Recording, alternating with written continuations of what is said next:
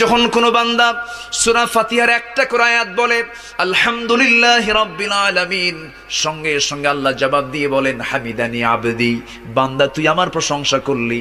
আর রহমানির রহিম যখন বলে আল্লাহ বলেন আসনা আলাইয়া আবদি।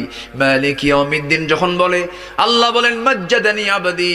এরপরে যখন বলে ইয়াকা না'বুদু ওয়া ইয়াকা নাস্তাঈন পর্যন্ত যখন বলে আল্লাহ বলেন বান্দারে তুই আমার কাছে কি চাস, প্রাণ খুলে চা রে বান্দা।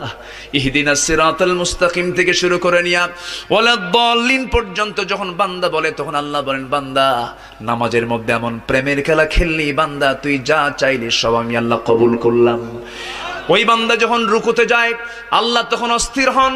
ওই বান্দা যখন সিজদায় যাওয়ার জন্য প্রস্তুতি নাই, সমস্ত ফেরেশতাকে ডাক দিয়ে বলেন ও ফেরেশতারা, এই বান্দাগুলো আমাকে দেখলো না, রাসূলকে দেখলো না, কোরআনকে দেখে হাদিসকে বিশ্বাস করে আমাকে খুশি করার জন্য তার সবচেয়ে সম্মানজনক